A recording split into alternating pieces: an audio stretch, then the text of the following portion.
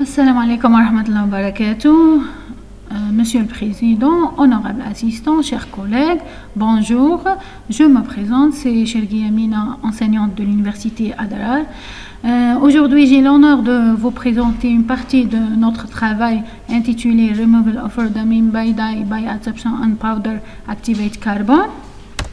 Notre plan de travail commence par une introduction, partie théorique, ensuite partie expérimentale qui est divisée en deux parties, matériel, méthode, résultats et discussion, et on termine par une conclusion.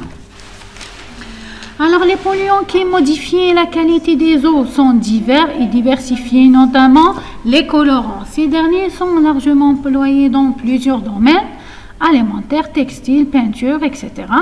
Certains de ces colorants sont très toxiques et par conséquent ils peuvent porter atteinte à l'environnement. Cette situation incite les services chargés à la préservation et la protection de l'environnement à contrôler périodiquement les rejets industriels et ménagers afin d'intervenir si nécessaire. Alors, de nombreuses méthodes ont été développées au cours de ces dernières années pour le traitement des eaux polluées par les colorants tels que oxydation chimique, coagulation, flocculation, précipitation, photodégradation, filtration membranaire, biosorption et adsorption. Notre travail est basé sur l'adsorption. Notre matériau choisi, c'est un biomatériau qui est activé chimiquement et thermiquement en charbon actif, et notre polluant choisi, c'est un polluant organique, la rhodamine B, qui a une longueur d'onde maximale qui est égale à 554 nanomètres. Les effets des paramètres étudiés sont l'effet de masse, concentration initiale, l'effet de pH, le temps de contact et l'effet de vitesse d'agitation. On a caractérisé notre matériau par différentes techniques d'analyse telles que spectroscopie infrarouge à transformée de Fourier. Alors, le spectre infrarouge montre que notre matériau contient plusieurs fonctions telles que le pic large ici à 3400 qui caractérise la fonction OH et le pic à 1500 qui caractérise la fonction aromatique CC, des cycles qui caractérisent aussi la lignine, et un pic à 1200 qui caractérise la fonction CO, et même un pic à 909 qui caractérise la fonction CE. À l'échelle atomique, on a caractérisé notre matériau par microscopie électronique à balayage. Alors, les résultats obtenus montrent que la morphologie de notre matériau est homogène et uniforme.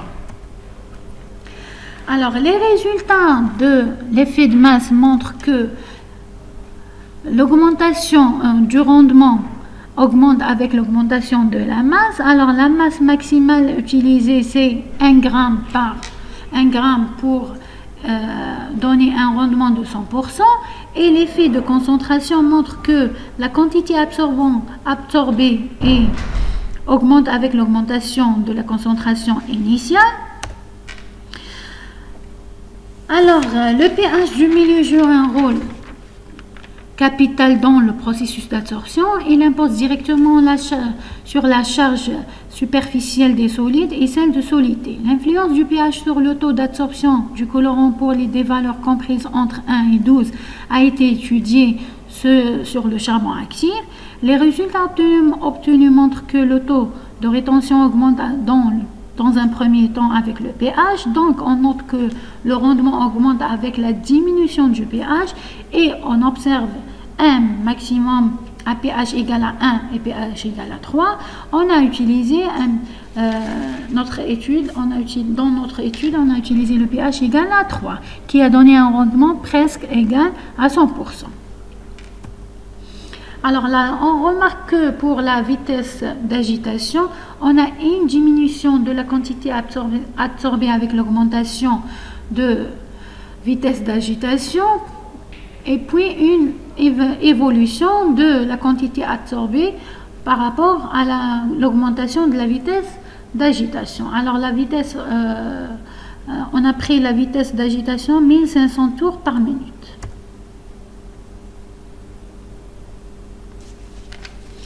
L'étude de l'influence de temps de contact a été menée de manière à déterminer les quantités fixées de l'adsorbant, de l'adsorbate et le colorant.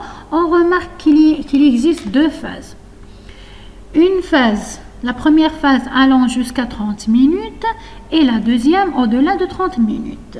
Alors, la quantité du colorant éliminé sur le charbon actif augmente avec l'augmentation du temps de contact jusqu'à atteindre un palier de saturation au-delà de 30 minutes. Alors, il est signalé que notre matériau est efficace.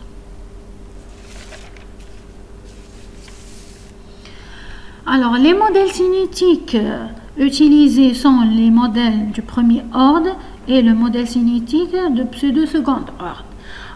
D'après les résultats obtenus sur ce diapo, on remarque que le temps de rétention pour le modèle premier ordre est loin de l'unité. Par contre, le coefficient de rétention R au carré du modèle pseudo-second ordre proche de l'unité.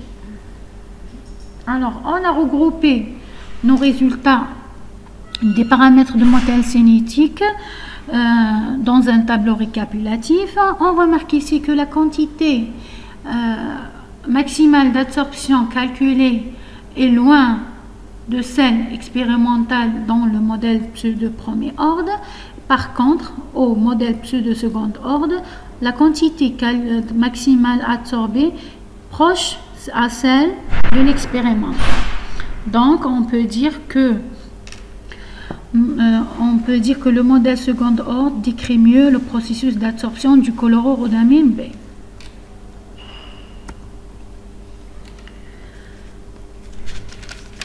D'après nos résultats, il est clair que l'isotherme d'absorption obtenu est de type L et qui correspond à l'isotherme dite de Langmuir selon la classification de Gillet à différentes températures. Pour décrire mieux l'absorption, on a étudié les modèles théoriques de Langmuir 1, Freundlich et Temkin. Alors, les résultats sont regroupés dans un tableau récapitulatif. On remarque ici que le coefficient de régression des différents modèles utilisés sont proches de l'unité. Donc, tous les modèles utilisés à différentes valeurs de température sont adéquats à notre absorption. Et la constante de Langmuir, KRL, indique une infinité élevée, donc une forte énergie d'absorption. On remarque ici que delta Q de modèle de Temkin est positif, donc notre processus est endothermique. Et on remarque aussi que la constante N de modèle de Freundlich est supérieure à 1. Donc, notre absorption est favorable. Alors, les paramètres thermodynamiques étudiés à différentes températures 30, 40 et 50 degrés C donnent une delta H et delta S négative et delta G positive pour les différentes valeurs de température. En terminant, on dit que l'élimination du rhodamine B par le charbon actif est rapide et totale. L'équilibre est atteint au bout de 50 minutes avec un Kmax qui est égal à 2,5 mg par gramme. La modélisation des résultats par les équations cinétiques nous indique que l'absorption est mieux décrite par le modèle de second ordre avec un coefficient de corrélation qui est égal à 0,999. La valeur de l'énergie dont le modèle est inférieur à 80 kJ par mol montre que le processus d'extraction liquide-solide rhodamine charbon actif est physique, exothermique et spontané. Et les valeurs négatives de l'entropie indiquent la fixation du colorant sur le charbon actif. Et merci pour votre attention.